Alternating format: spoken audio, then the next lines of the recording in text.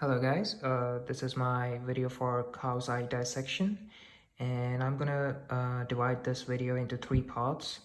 In the first part I'm gonna discuss the exterior parts of the eye, and the second part I'm gonna discuss the posterior segment of the eye, and in the third and final it's gonna be interior segment of the eye. So externally, as you can see, my eye was a little bit damaged, I think, because you see the cornea right here. I think the aqueous fluid sipped out, but we'll see how good it is inside. And here we have the optic nerve, which goes to the brain right here. And then we have the brown structure here, and we have it here. Let's see, where else can we see it?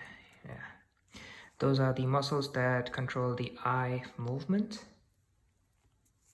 And then we have periorbital fats, the connective tissue, which is supposed to help the eye in cases of trauma or blow to the head.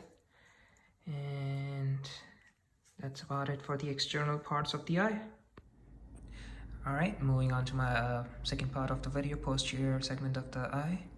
As soon as I cut it open, there was liquid that came out, which is aqueous fluid and jelly-like substance right here, which is vitreous fluid.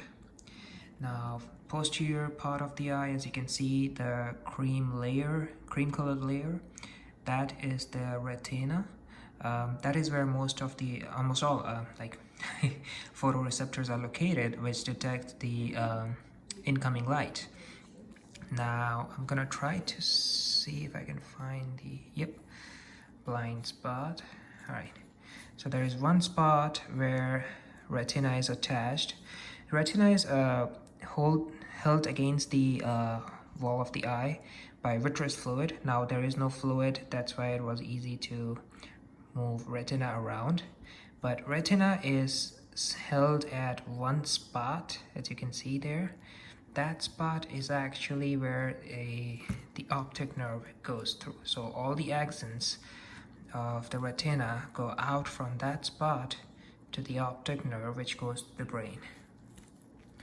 Behind the retina, we have the black layer, that is the choroid, which is vascular, provides the blood supply to the eye, and it is black because it absorbs the extra amount of light that is passed through the retina, so that if it wouldn't be black, then there will be more light reflecting back to the retina, which would result in a blurry vision. So, and then the metallic color layer that you see here, that is absent in humans.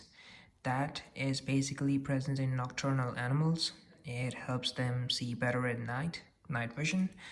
So how it works is it reflects the light that goes through the retina and reflects back against the retina, so that there is more light going through the retina, and that layer is called tapetum. And behind this layer, yes, as you can see, we have sclera.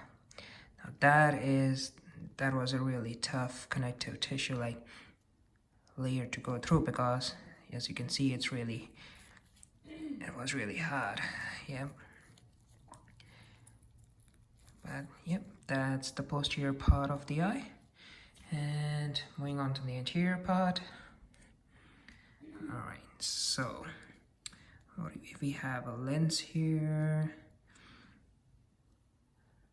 Lens is helps focusing light in place back of the eye. We have some liquid aqueous humor coming out. And let me try to remove the lens. Okay. All right.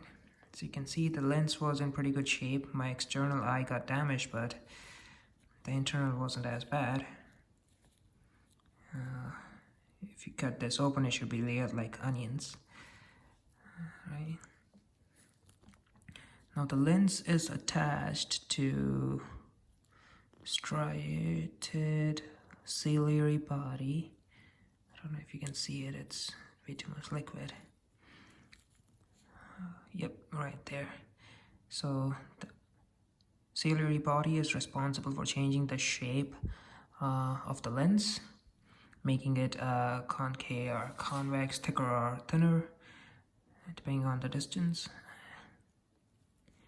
And ciliary body is attached to the lens via suspensory ligaments. Now inside that striated layer in the middle, you can see right here, that is the iris. Now what iris does, it makes the hole in between, which is pupil, larger or smaller so that it can control the amount of light entering the eye. So during daytime, because of large amount of light outside, it would grow smaller, and at night it would grow bigger. All right, and this is the cornea that was damaged. But yeah, the inside of the eye wasn't as bad. And yep, so if I place the lens back here, anything that's underneath the lens, it's called the anterior segment of the eye, and anything that's behind the lens is called posterior segment of the eye. This was one of the most fun dissections that I've had, and really interesting. I loved it. It's funny how this thing works. Like right now you can see it's really hard, but it's because it's preserved and all that, but it's not supposed to be hard, and this is what controls the shape of the light and make sure the place back of the eye where the light is focused. Intriguing. So yep, that's my video for eye dissection. Thank you.